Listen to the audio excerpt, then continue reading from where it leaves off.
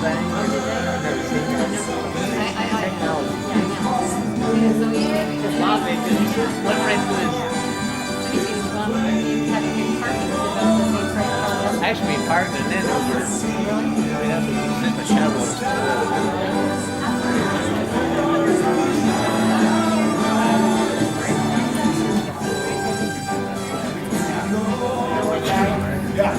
Dana Snyder.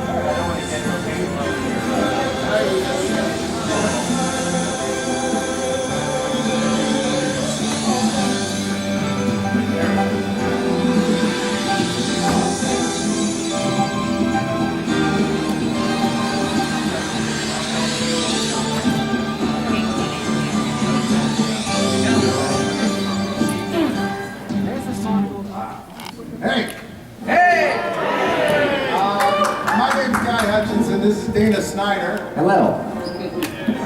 Namaste. We host a podcast called Drunk on Disney. Yes. We're both obsessed with Disney. How many people here have been to the universe of energy at some point? Pretty much everybody. Who has? Was that? Have? You'll never go. Oh, that was that used to be at Epcot. You'll never go. Except When it first opened. you'll be traveling on a journey of the mind. Today you'll go on the ride. Closed now, so no, it's gone. go on. It's dust. I loved it. This is the logo. I always love these logos. Yeah. I don't know why they still don't use them. What do they call them? There's some word that they made for this symbol of each of the pavilions. It's energy. It's like the sun. I mean, like there's a name for all of those. Like they Yeah. had a name of those. Like they were called the blanks, and this was the World of Motion one. This was the Universe Energy one. This was, but they had some name for those, like like literally for those symbols. Yeah. That like that red symbol up there. There was a name that they called the collective group of those that represented each of the pavilions. These are the. I have the pens. Oh, yeah. These are like they had each one of them these very like simplistic ideas, but it made sense. Like world of motion. Yeah. You got the like the motion. Yeah. Something. I like it. Like a piece of fern or something. Yeah. Here's an early model of Epcot. Look at this.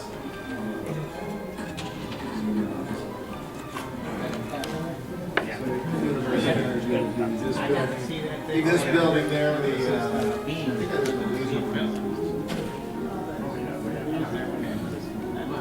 we'll be right here. It's a cool building. They have wanted to do, from the early planning stages of Epcot, they've always wanted to have something with solar energy. And I think Marty is, yeah. This open space. Think with us? Stop saying the word nonsense. So they always wanted to have a solar energy pavilion. Oh, things are about to pick up. Thank you.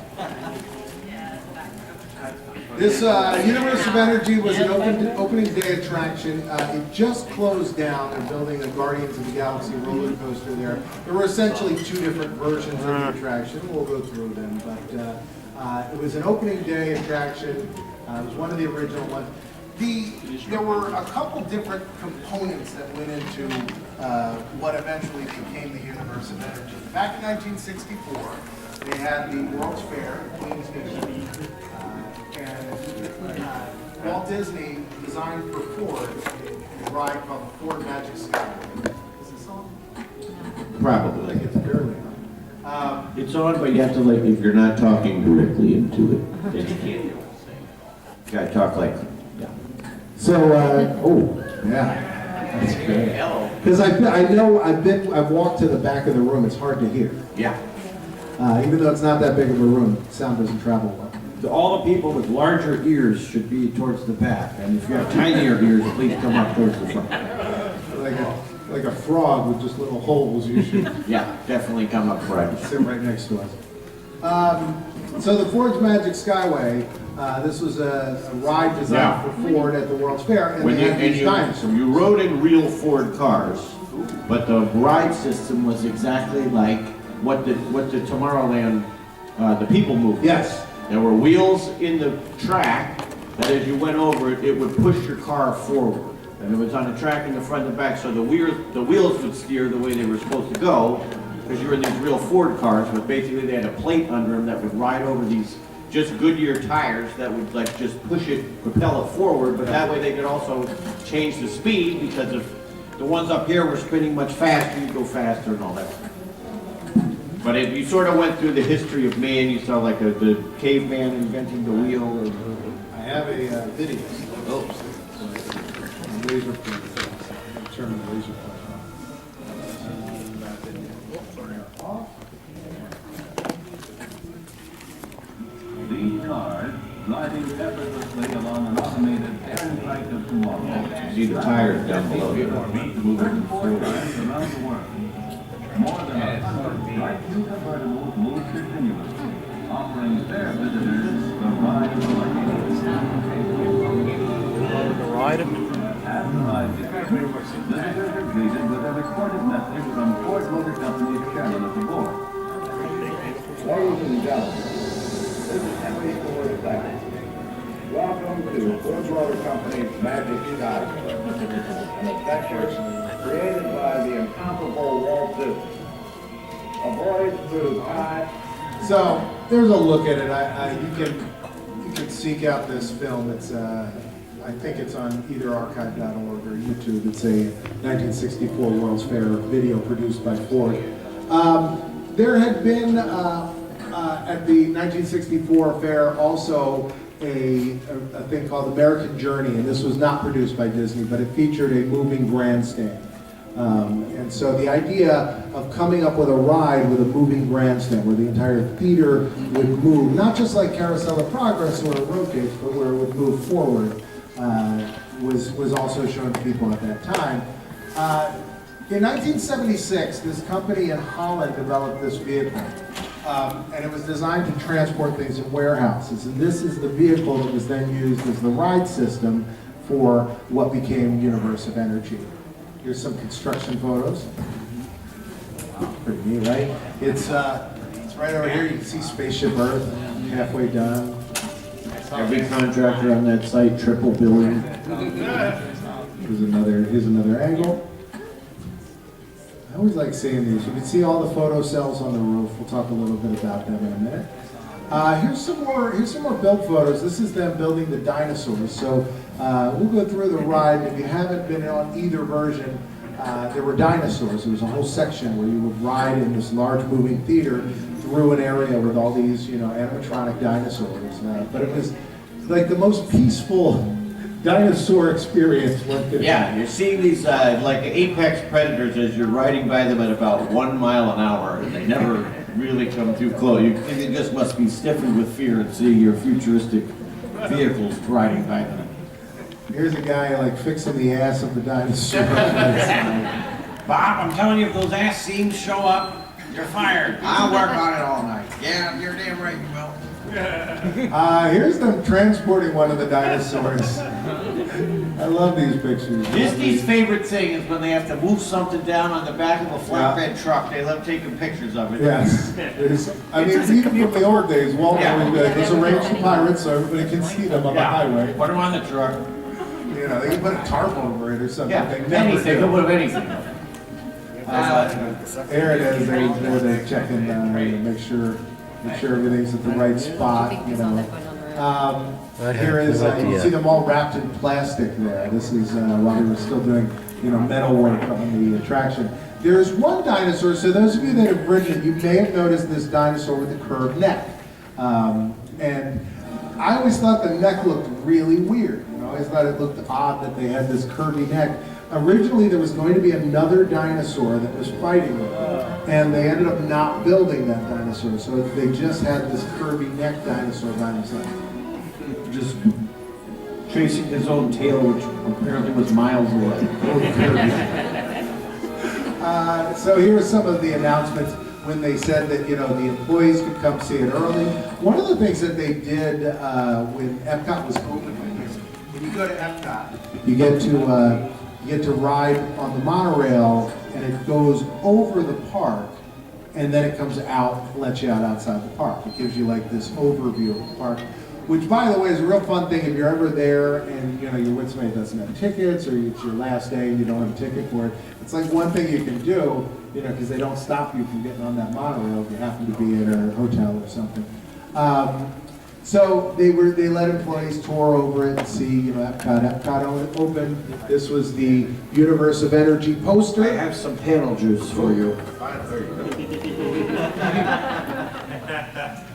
got the beer. So here's the original pavilion, right? This is it when it opened. You can see the monorail there taking that tour through. So they had 80,000 photo solar cells that covered the roof, and they partially powered the ride. I just want to apologize real quick. I'm on my lunch break before I have to go back to my table, so I'm going to eat a sandwich while you talk. It's not going to be Odd that you didn't save that for the Dana Snyder Eats a Sandwich panel that's coming up later. Why didn't you tell me that before I took the bite? It's going to be a whole complete sandwich. This is at the opening day ceremony. This is, they had the band there singing Universe of Energy. And these guys doing backflips and stuff. The other Doobie Brothers. And they do all that, right? They do this like big 11. They're like, here we go. They're all, high energy. And then they're like, and now the president of Exxon. Hello, thank you for putting together our ride. So it was presented by Exxon. This is what was in the map and brochure. One of the things I loved about the pavilion was when you came through the door, they had this gorgeous mural. And this was there just until the other day when they started chipping it away and putting it in the trash can. But look how beautiful that is. Let me see if I can zoom in and give you an idea. These are all just tiny little tiles. See that? And you'd walk by it and it would tell you, there was a clock. Within the tile, right? Like in the Yeah. red part, it was lit Yeah. from behind, but it would be like, it would be 28 like minutes. 12 minutes before the next show, but it was like, in those, some of the tiles were translucent. Yeah, it was really neat. And speaking of tiles, so how many people here went on the version before they added Ellen DeGeneres to it? So if you remember the pre-show, they had these amazing tiles that would rotate, and you'd see this. Look at this. This is the concept art for it, and they had to shoot this film. They had to get a filmmaker to come up with a way to shoot a film that would work on these tiles. I'm going to show you. They call these rat-out screens. This is what they're called. They would rotate. I'm going to show you a video. It doesn't do justice to what it is. I mean, it's Named really, after the cinematography pioneer, John Screens. I thought you had the real stuff. I was excited. No, I have nothing to add to this. So you started out, of course, with the Exxon Tiger. It's brought to you by Exxon. You see if I can, hold on, I'm going to just mute the background noise. Pornhub.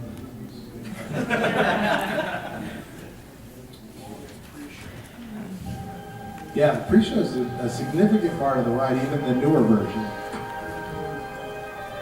So this was, being projected on those tiles, and you'll see that then the tiles would move. See, and you'll see like throughout the presentation, parts of it, they go from one tile to the next.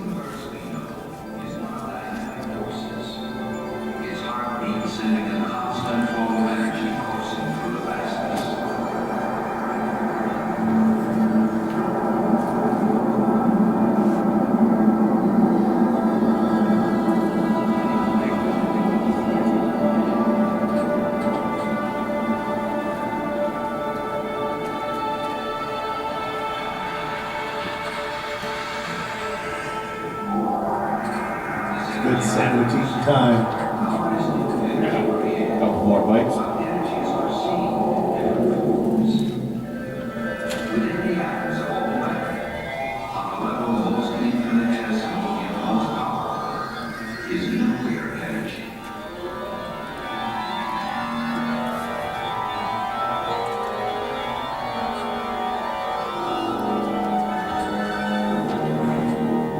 You can see right there, half of the tiles are tilted in, and then they move again. And you'll see now this is going to go to actual film where it was, stuff that was filmed where they would go on a location and talk about different things within it. So it's neat to see like a video like this on this, but it was really something to see in person. I mean, it was. I remember. So when they changed the ride to the Ellen version, they took that out. It's one of the big things that I couldn't believe they did. When's the last time that was up? Would have been 95, 96. Okay. Yeah, because that went out when Ellen went in, and I'll talk a little bit about that. Change a few things for that. So they had 6 of these moving theater cars. They would run, and it could bring 1,176 people through the attraction at once. It's crazy. I mean, it's a long ride, but it's a crazy amount of people. As you can see, it could seat that many. It looks like there's about 45 The average people. ridership over one time every time I went there was about 17 people. What I liked about these vehicles was that you would get in and you could, if you had enough room, you could like lay down, put your feet up. If you had a baby, you could carry your baby like on your lap. I mean, it was. lounge I don't know chair. statistically, but Side I of a feel ride? like more people fell asleep on this ride than all the other rides. I think that's good. Has to be. The dinosaur sequence had smoke machines, had these scent machines and rain machines. I mean, and like a wind machine. They have a waterfall in it. What a machine. It was What kind of machine you could think of? like all kinds of different technology had to come together to make this. They had 6 vehicles and with 80 riders per vehicle. This is a postcard. You can see like towards that end sequence. So look at the blueprint for it. So let me just show you. So if you look here, so these are the different. Laser pointer. That's too small. Can you see it? No. Laser pointer. There we go. So these would be the roundabouts. This would be like when you would be looking at one way at Ellen, and then all of a sudden it would rotate. You'd look at her, from another direction. The dinosaur area was this part here, and this would be the cars lining up, and they'd line up. They'd move one at a time through here. This was an emergency thing if they had to remove one. If they'd move through here, they'd come into this roundhouse, and it would take a long time because they'd start you on one screen, then they could flip you around to look at the other screen, which was which made for a little bit more dynamic experience. Yeah, this is the entrance of the tiles. That's where the movie was. Yep, and they'd load you in Here's there. the load. This is like the end, and then they'd exit you out here. Where were they at? You'd load, That's where the movie was. This is where you you'd load and unload here. Yeah, because then you turn and then this is the dinosaurs. And then you'd go around here. Let me show you, I got some concept art here. There's I have a question. Yeah. What are you doing Saturday night? No, I'm kidding. Are you saying, so there were 6 cars, are you saying there was only 6 cars total? It wasn't like most rides were like one car leaves and then the next one starts? There were 6 cars. See, when you would go into one room, you had these 6 cars. But I think that they could have 6 in the different, there was this. Like there were 6 12 in one cars room. on the Yeah, whole 12 track, cars, or yeah. 18 on the whole Yeah, track? probably 18. Okay. Great. They probably took some off as the ride became less No, popular. the ending was 1 seat. They had running through. Even that was at 50% capacity most of the time. They had to make lava, and Bud Martin had to work on trying to get this bubbling, smoking lava that wouldn't be hot. And so they had a bunch of chemists. They worked for 9 months. They came up with a blend of acids that were commonly used in laxative. And some orange dye and black light. It looks perfect. So after the Raddock blocks, after you saw those rotating blocks on the original version, you'd go to the first theater and you'd hear about sunlight, the original source of energy. They talk about how time and heat and pressure will turn sediment into oil and gas. It was sponsored by Exxon, so there was a big, heavy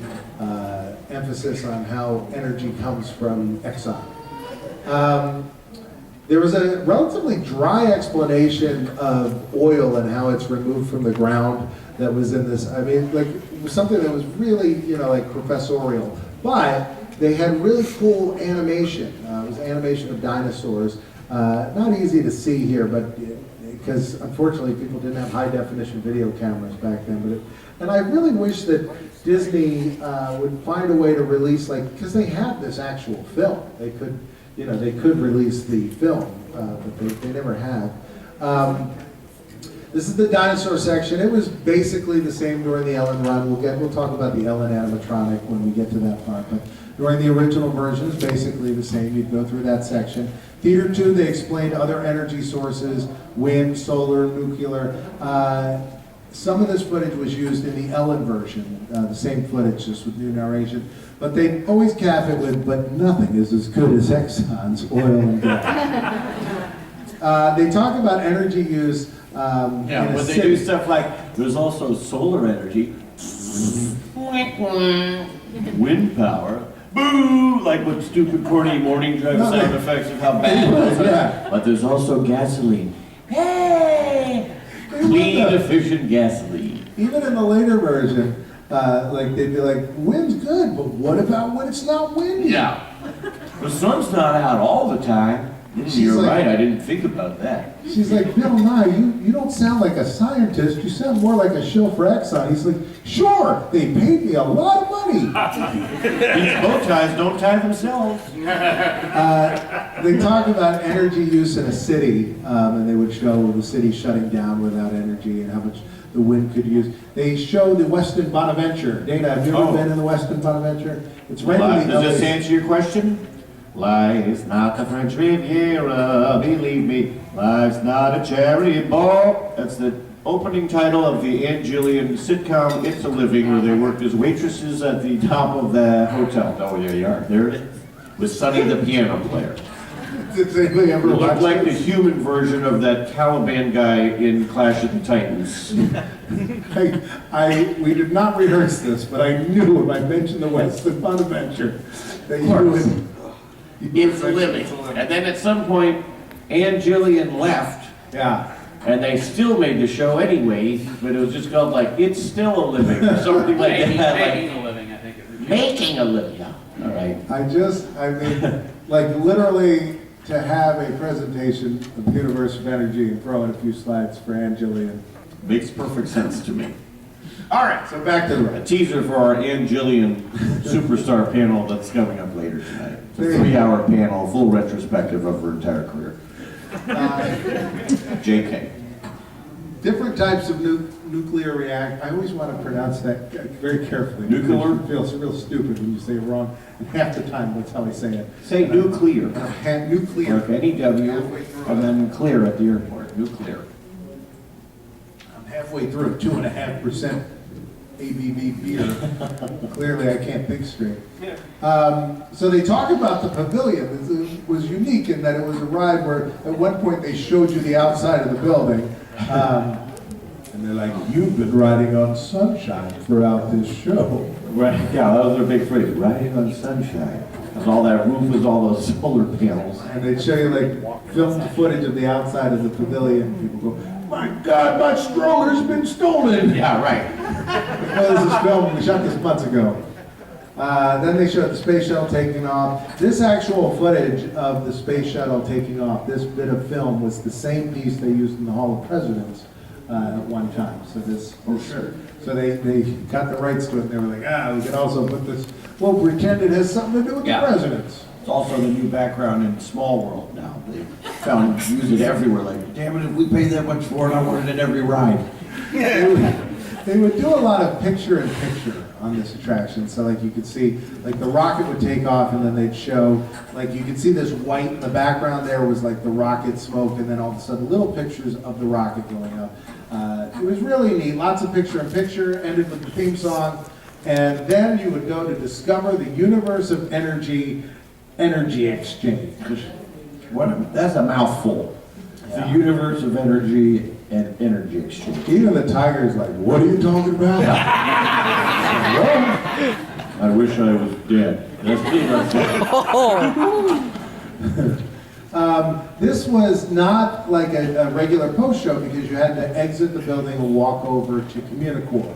It was on the corner of Communicore. What a horrible Dumb design. layout. Yeah, that's a stupid layout. I mean, it was the closest entrance of Communicore, but it was right across the way. There's a picture inside. I'm telling you, I'm looking at that thing now, and they needed to put it in that building because they had to force people to go in there. Yeah, no, here's a shot with no one. It's like, That's the normal shot. And then go back to that other one. The Hey! the staged photo Yeah, that this Disney is- took. Those are all employees in there pretending. but you learn all about different types of energy. Here's a little thing from the brochure. You can Here's see. the thing, back to that other one real quick. Sure, this one. The Communicore was a really great design building, particularly because there were those floor-to-ceiling length windows. Yeah. But then when they redid it, they As covered they them all did- up. Yeah, Like, just you for know, when you people- go in there now, and interventions or whatever they call it, they're all cut up, and they covered it all up, and now it's just like this weird, dark, deserted shopping mall, with just like old Yeah. people doing the power walk through, like, oh, it's air conditioned. No, I think. But like, I think it's a total Those mistake windows that were they so covered all great. those windows up. They had like master designers who designed this thing in the 80s, when they, 70s, 80s, and then like when they were redoing it in the 90s, they got like a pack of yakkos, like, hey, let's paint it like turquoise and put some purple fun chicken carpet in everywhere. Yeah. Hey, who likes windows? Cover those things up. Here's the costume that the host would wear in the original. I have 3 of those shirts. I actually do. I have a humongous collection of theme park everything, but I have a humongous collection of costumes from all the, I have like a original Space Mountain from Paris Disneyland, which was like a crazy big steampunk, crazy ass. Have you? But these things you can buy on eBay for about $7. Now, do they fit you, or do you just buy them totally to collect them, or do you try to? No, do it yourself? I have a couple that do not fit me because they're very special. Like that steampunky one. Right. I mean, fit because it's a big, crazy, like a winter jacket thing. Yeah. Heck, I guess they all sort of fit. I would wear this around here. We should have had. I didn't think about it. I should have just brought those 2 shirts, and we should have ushered everyone in. And it's like, surprise! You're all in a moving theater seats. Let's go. Well, we should have. Yeah, we should have worn those things. We had Willard Scott talk at the end. He's still around, right? We could have. Yeah, I'm sure we could have got Bill Nye here for about $20. Will there be food involved? I have half a sandwich. I'll be there. So they then closed. This was like the costume guide for the employees. This was telling them all about the attraction and what you would be wearing. This was like an information sheet. So then they closed it. They closed it down, and they were going to revamp it, put out a new version. I mean, which where's is- that sign? This Oh, that's like the particular sign- mouse gear right there. Yeah, this is actually not an old photo. This photo is recent. They're actually still using this particular sign right in front of where now they're building Guardians of the Galaxy. They have that Sure. sign over there. So, yeah, this was just a picture I took once of the sign when this may have been like 2008, something like that.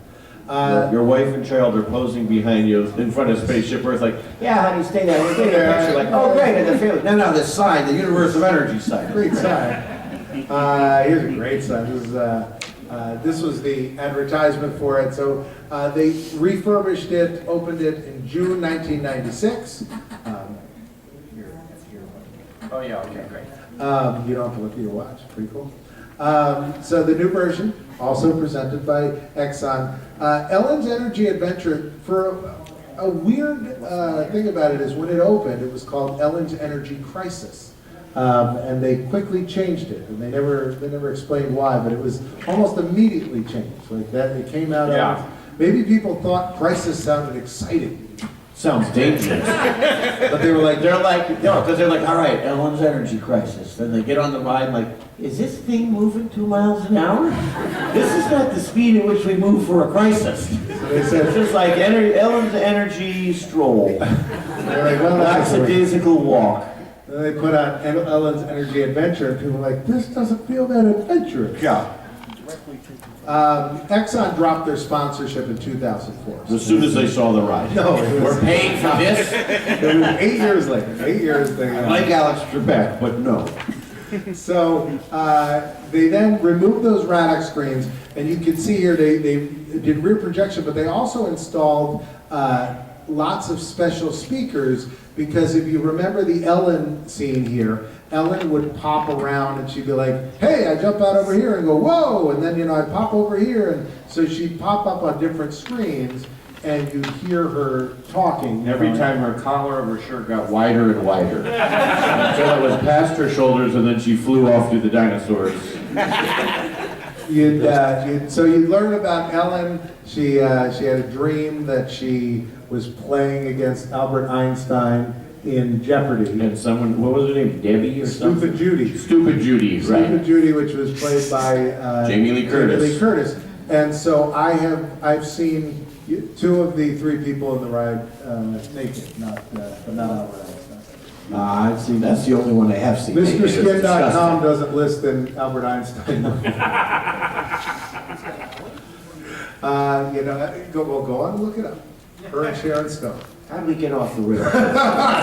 Look at your face. Priceless. No. She wanted you to see it. It was an edgy art film. After the Jeopardy scene, It's edgy, huh? you go into the Big Bang, and then there's she's like, move out of the way, she's doing this thing. You go into the next scene, you got all the dinosaurs, then you got Kramer. There were like odd cameos throughout this thing. Him being the oddest. As the caveman who invented fire, right? Yeah, no lines. They were like, hey, Michael Richards, your attitudes belong in the cave area. Yeah. All right, I'll do it. He's like, can I say racist stuff? They're like, how about you say nothing? He's like, okay. Where's my mic? I'm not wired. Don't give him a mic. Now we're picking it up over here. So the next scene, then they were in the helicopter. In the the world's weirdest helicopter. Yes. Well, because it's just like a thing hanging from a ceiling, I don't even think it's hanging from the ceiling. I think it's sitting on a piece of green fabric. Ellen and Bill Nye would discuss, and the rain would fall on her. Classic comedy bits. You can see it was like multiple screens, and so when you would rotate around, they had different parts. Yeah, it was like of the three screen. 70mm screens all put together. Yeah, I really liked that. It's like half a circle vision. I liked when they would do that in the Hall of Presidents too. Like that was, as a kid, I just like when it would expand. Like the screens would open. It was like, whoa, wait a minute, Yeah. This is not just a movie. This is like three movies. Super movie. I'm watching 3 movies at once. I remember one time I was at Hall of Presidents, and I said to my dad, I was like, let's go 3 times so I could film that screen, and that screen. And he goes, why would you want to do that? And I was like, I'm sitting through this once, in protest. I'll be damned if I'm going on this thing 3 times. And I was like, well, one day there will be a thing called YouTube, and people will want this. They show this thing where they show like a skyscraper and how tall it is next to a oil drilling well. You kind of see why they closed this now that I'm talking. Yeah. So then all of a sudden they're like, hey, remember that thing we saw at the beginning, with Ellen on Jeopardy? We're back to that. What also was funny is they would, if you got there late, you might miss that entire pre-show and have no idea what's going on. Because it was kind of a wild story. So there's Jamie Lee Curtis as Judy. Judy was like the smart one, knew all the answers. And then they go to the final question. What is the one source of power that will never run out? Gasoline. And she put what is brain power, and then they celebrated. But with the extinction of the human life, there'd be no more brain power. Well, that'd be like alien brains. They're still Figured stuff out. Zombies eating brains. Yeah. One of the cool things was you could rent out the pavilion and have like a party. So wow. that you could, that would be awesome. sit around in there. Yeah, like here's some people like eating dinner. Guess the table is a six top. Yeah, just hanging out. The richest, most decadent, weird Disney World fans in the world. At one point in time, they put out a comic book. I have that. Oh yeah, I did too. I was like, It's oh, I hard, heard there but was a it's- comic book. Yeah. Yeah. No, it's great. They even go to the energy exchange, and Goofy pedals the energy exchange bicycle. This can't end well. There he is. And he says, just think how you'd feel after pedaling this rate for 9 days.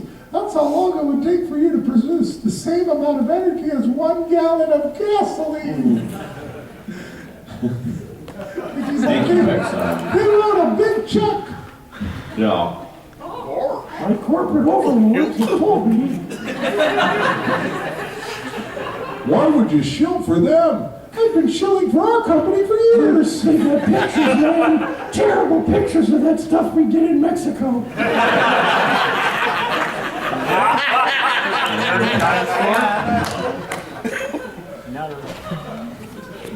Goofy's gonna carry Goofy over the threshold. Oh, no. If I'm back in time, Minnie won't be around for Yeah. a time when many more things were accepted. So today they still like energy. Disney recently created this solar farm outside Epcot, which is now the largest hidden Mickey in the world. And the largest hidden Drive Mickey in the right world. by It seems it. pretty. Yes, you got a question here in the front row. Technically, it's somewhat the second largest Mickey. So what is, all right, wait, hold on. So there's one that's larger. Is it the one in Disney Hollywood Studios? Bingo! Yeah. Ooh. But I feel, so Disney Hollywood Studios, I wish I had a picture of it. I think they've changed it enough that I don't think it counts. But yes, when they opened Disney Hollywood Studios, they made it so the very center of the park, if you looked at it from the top, was, you know, the 2 Mickey ears with planters and, you know, looked like a hidden Mickey, but they've kind of done some construction, so it's not, for a while he had a hat where his nose should be, a big pointy hat. It's like on the side of the road just outside of Epcot. I mean, you drive by it, you'd never It notice it. doesn't look really hidden. It's kind of right out in the open. Yeah, but you wouldn't know it until you were up high. Fair enough. So then they announced the Guardians of the Galaxy. Oh. Look at this piece of dumb concept art they put out. Like, look at Groot just hanging out there, and then whatever actor they were gonna find in Florida to go inside that little raccoon costume. Yeah. They're like, we got a lot of giants and little people. We've hired children play. That kid, the guy in the Rocket Raccoon suit is talking to that kid about like, come on, it's great. It's $12.95 an hour. I think you'll love it. The suit's real comfortable. I pick up the ship for me, pal. Come on. There's great benefits. I get all the churros I can eat. You'll love it, kid. So, what do you know about the ride they're building? I was just there recently. I saw how tall it's going to be. It is going to be, now, so that whole universe of energy building is going to be queue and load and unload. And behind it, they have built the equivalent of a 10-story building, which is about half as tall as Spaceship Earth, but it's humongous. It's going to be the largest indoor roller coaster in the world. Wow. But they have said it's going to be very elaborate show scenes. So it's not going to be just like rock and roller coaster, like you will stop at times, there's going to be animatronics, there's going to be a lot of projection. The director of Guardians of the Galaxy is doing all the show scenes, which he did for the Twilight Zone redo that they did. Like when they were doing Guardians 2, they had 2 days where they just stopped.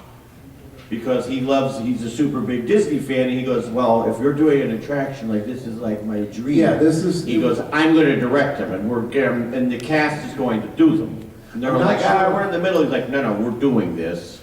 So they did all, like he directed personally all the, and supervised all the stuff for the Twilight, or the, whatever that Yeah, but breakout I thing think is, you should yes. explain what that is, because I'm not sure everybody, especially East Coasters, know. Yes.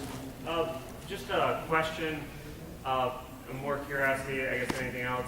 Didn't Universal end up owning anything east of the Mississippi for Marvel Not the characters? Guardians. Not the Guardians. That's the whole reason why they did that movie in the first place. Ah, Because they were like, well, they have all these existing properties, and I can't remember what the woman's name was, but she was like, what about Guardians of the Galaxy?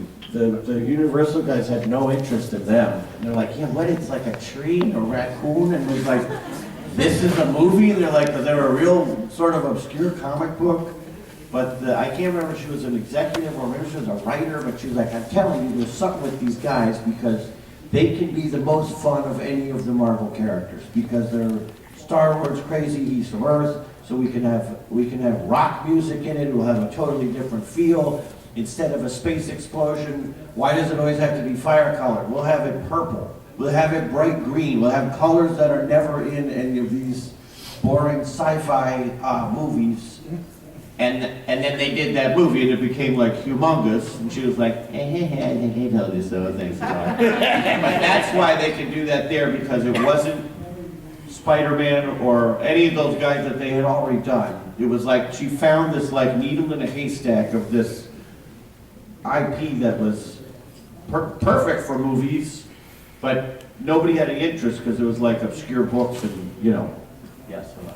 I watched, so on that day when I watched Guardians of the Galaxy, I also watched Teenage Mutant Ninja Turtles, the James Gunn one. Oh, was that the newer one? No, not the James Gunn one. I meant the guy who did the Transformers. Michael Bay. Michael Bay. Yes, Michael Bay's Ninja Turtles. The Michael Bay one was alright serious, but when I started watching Guardians of the Galaxy, I was like, wow, Yeah. that's different. So much better. It's better. It's like even in Infinity Wars, when they show up, it's like everything's great in that movie, but all of a sudden it's like a breath of fresh air. Like, oh yeah, the fun guys are here. Smile for a little bit. So I wanted you to explain the Tower of Terror thing, just because I don't know that The everybody Tower of knows that Terror they at changed it. Disney California Adventure, they changed the Tower of Terror. They put all these crazy pipes on the outside of it, and they redid the ride to become the collector's place. It's the same ride system, but now it's the Guardians of the Galaxy have been locked in cages, kept by the collector, that guy Benicio del Toro played with the white hair. He's captured the Guardians of the Galaxy, but then at the beginning of the ride, in the pre-show where you used to see the little television and Rod Serling come on, they have an amazing animatronic of Rocket Raccoon who falls down from an air vent and he's up above your head and he's like, you gotta help me break the Guardians of the Galaxy out of here. So that's like the little pre-show thing. There's a little trick at the end where he does a little thing. And then you get on those ride things and it's supposed to be you're there to see a collection of the collector's things now on display as the Guardians of the Galaxy. And then rockets on top of your thing. You see him unplug this cord and that's why you start going up. But you like go up, doors open and there's like a crazy, it's all projected, but it's like a crazy show scene with like whatever, Drax or something fighting one of the monsters that has escaped. Because when the gag, as soon as you go up, all the cages have been opened. So every single creature from around the world that he had saved is now running crazy.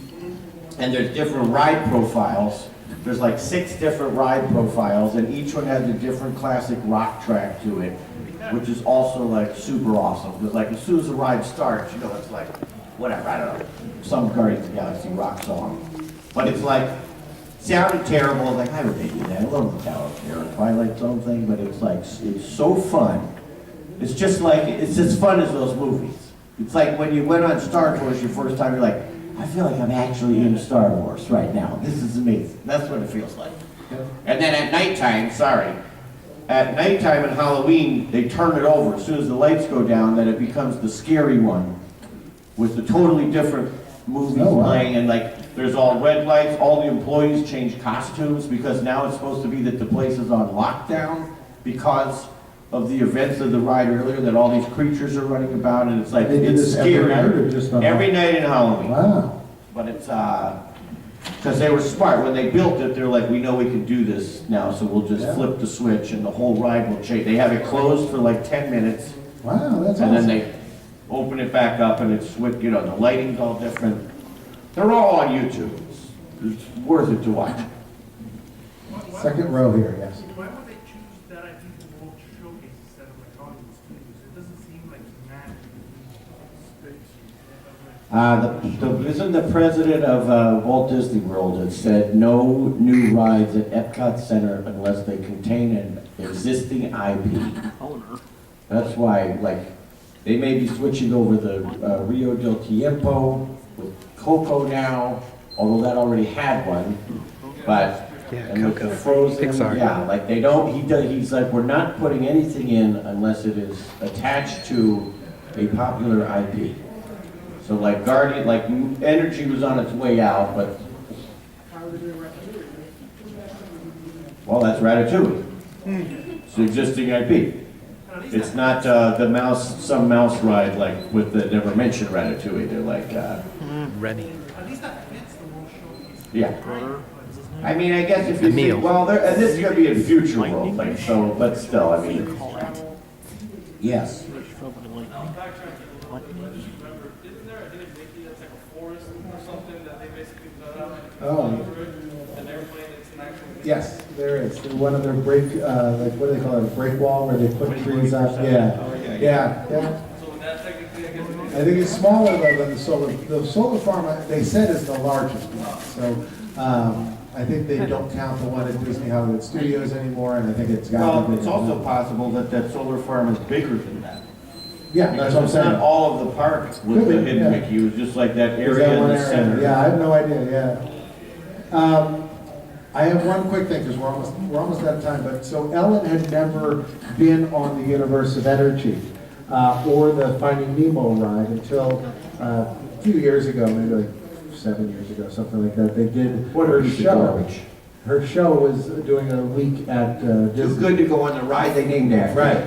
So she went and went through both of the rides as part of her show. And one of the things in the Universe of Energy, there was an Ellen animatronic. And so recently she did a bit on her show. I would argue this was probably the most frightening animatronic of anyone. So so this on the left is the animatronic in the ride. Yeah. On the right is what she. And that looks like the creepy love child of Ellen DeGeneres and Doc Brown from Back to the Future. That's like a fake one that she brought on her show.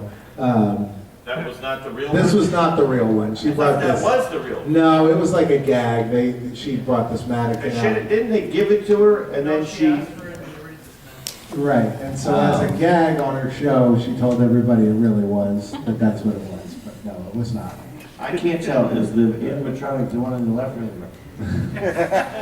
And over here on this Yeah. side. No, that's Justin Bieber. Oh, yeah. That's really good. Great picture of her with both her eyes closed. Ronnie Aldrich approves. Just like his face. Who is that? I don't know. I just found his picture one day. And you knew he's the Universe of Energy. Yes. Well, no, I just wanted to, I figured he approved of that. All right, so that's it. We have, coming up. We have, tonight we have KFM. Oh, yeah. We have, you're doing Steal That Voice tonight, is that right? I guess I think you're doing that at 7 o'clock. We're going to talk about the history of Disney parks in movies at some point today in one of the rooms. I don't know that these are correct, but we're going to be talking about that later.